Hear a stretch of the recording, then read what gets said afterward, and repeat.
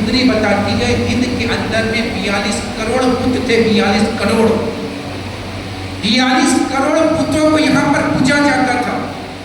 چھوت چھات کی بیماری تمام تھی۔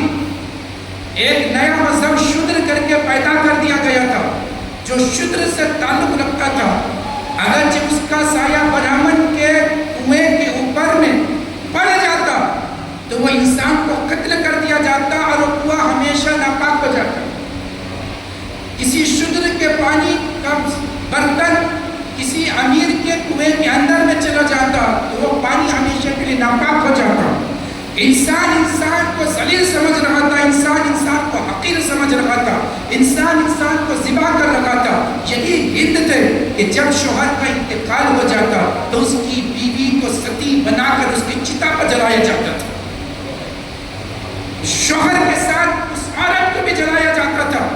وہ پکارتی رہتی تھی، کہتی رہتی تھی مجھ کو کیوں جلا رہے ہو، میرا کیا قصور ہے، میں نے کیا کیا ہوں تو مجھ کو بھی اس کے ساتھ تم جلا رہے ہو۔ کبھی یہ کیوں نہیں ہوتا ہے کہ عورت مر جائے اور اس کے چتا پر ستی بنا کر اس کے شوہر کو جلایا جائے، لیکن عورت کو ستی بنا کر پتی کے چتا پر جلایا جاتا ہے۔ میری زندگی ابھی باقی ہے، میرے ابھی زندگی کے کئی حصے ابھی باقی ہے، مجھ پہ رحم کیوں نہیں کیا جاتا ہے؟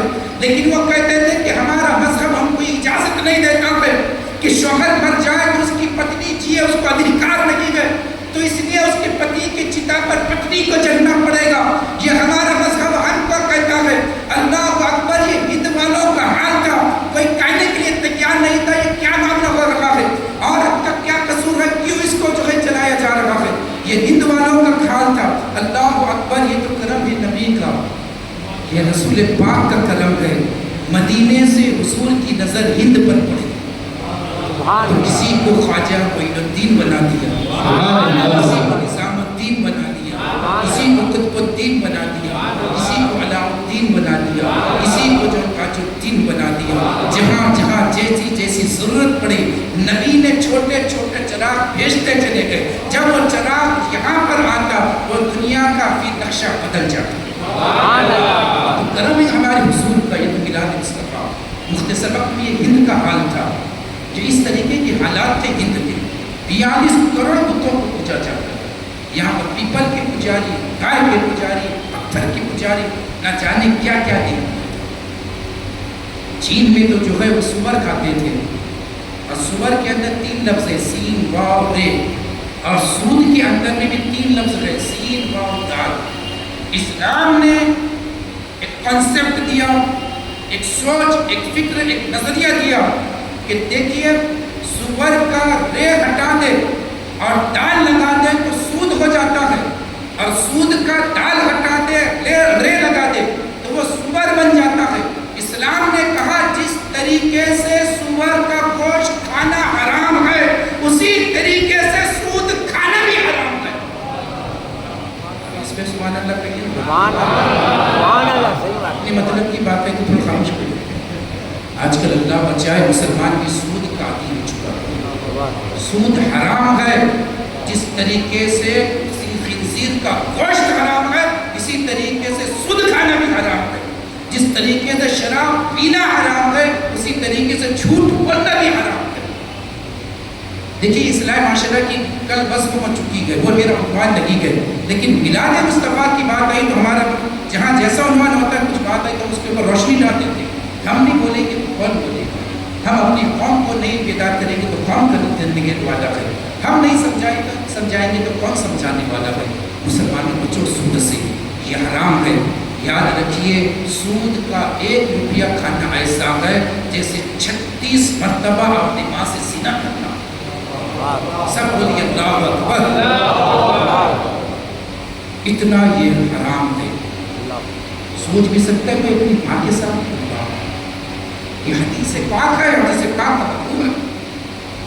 اتنا یہ لعنت کی سود ہے، کسی کی مجبوری کا فائدہ نہ اٹھائے۔ کوئی اگرچہ ہمارے پاس میں آیا ہے، ہمارا مسلمان بھائی غریب ہے، تنگ دست ہے، پیسے کی ضرورت ہے، سود کے طور پر نہ دے بلکہ قرض کے طور پر دے دے، اور اللہ نے نوازا ہے تو مدد کے طور پر دے دے۔ یاد رکھیے جب ہم اپنے بھائی کی ضرورتوں کو پورا کریں گے اللہ ہماری بڑی بڑی ضرورتوں کو پورا کر دے گا۔ اللہ نے نوازا غریبوں کی مدد کرے، اور بلکہ قرض معاف کرنے والے کی حدیث پاک میں یہ فضیلت آئی ہے کہ اگرچہ کسی نے دنیا میں قرضہ لے لیا، بہت سے ایسے ہوتے بیچارے غریب بھی ہوتے ہیں، وہ لوٹا نہیں پاتے ہیں، اور ہم کو بھی معلوم ہوتا ہے اس کی کنڈیشن ایسی نہیں ہے کہ لوٹا پائے گا۔ اگر 5-10 ہزار دے دیے نا اور اس کی کنڈیشن ایسی نہیں ہے تو اللہ اس کے رسول کے لیے چھوڑ دیا کرے۔ پتہ ہے آپ کو کیا ہوگا؟ آج آپ نے 5-10 ہزار چھوڑے گئے، بروز حشر جب سوا نیزے پر سورج ہوگا، تعمیر کی زمین ہوگی، اللہ کے عرش کے سائے کے علاوہ کہیں سایہ نہ ہوگا، تو وہ بندہ عرش کے سائے میں کھڑا ہوگا جو دنیا میں کسی کے قرضے کو معاف کیا ہو۔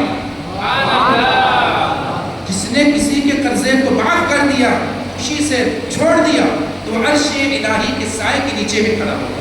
سستا سودا ہے کہ نہیں؟ دیکھیں بہت سے ایسے بھی ہوتے بیچارے لے لیتے لوٹاتے بھی نہیں گئے، ایسا بھی نہیں کرنا چاہیے۔